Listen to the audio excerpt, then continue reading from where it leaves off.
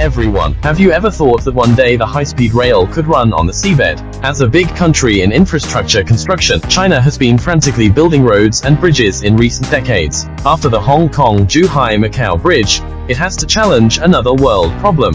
It is understood that in order to open up the connection between Zhoushan and Ningbo, China plans to invest 27 billion yuan to build the longest submarine high-speed railway in the world, which is Jintang Cross Harbor Tunnel. According to the Chinese plan, it is planned to take 6 years to build this undersea tunnel.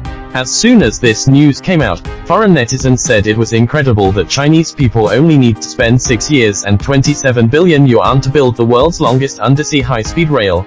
By contrast, in some countries, it takes several years to build an ordinary railway. Therefore, such a comparison, foreign netizens have to admire the strength of China's engineering construction.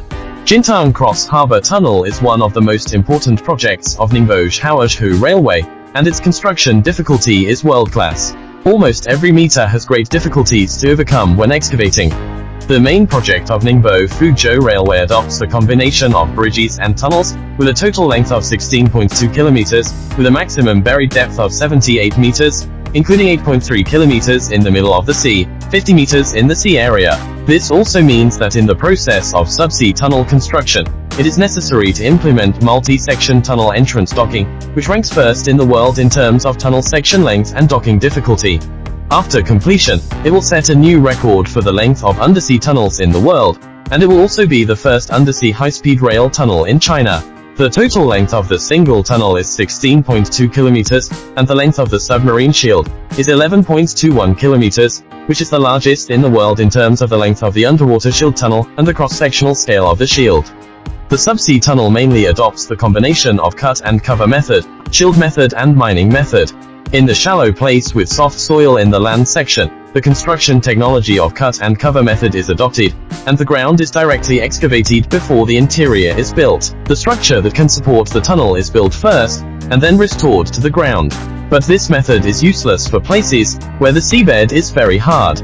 Then, the shield method is adopted to excavate the tunnel in soft and water-bearing stratum.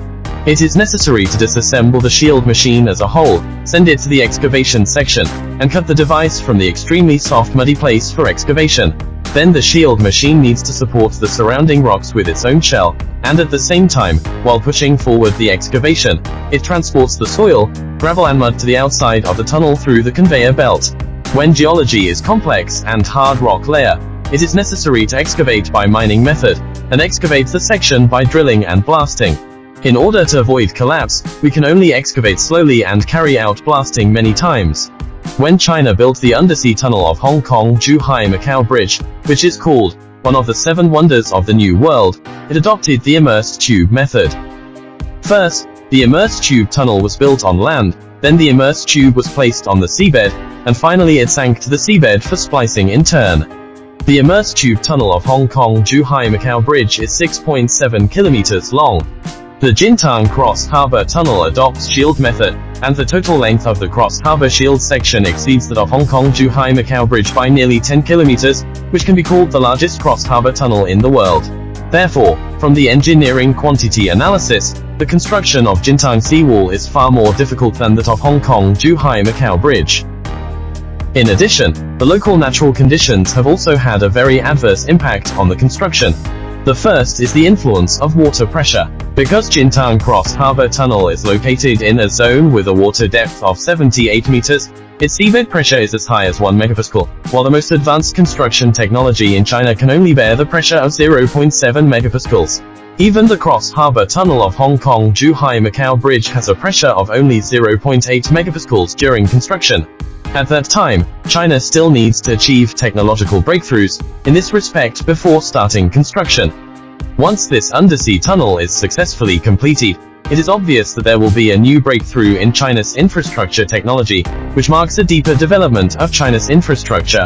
Generally speaking, China has been creating various infrastructure miracles in recent years, from Beijing Daxing Airport and Hong Kong-Zhuhai-Macau Bridge to Jintang Undersea High-Speed Railway Tunnel, which has proved that China's railway strength has already ranked first in the world.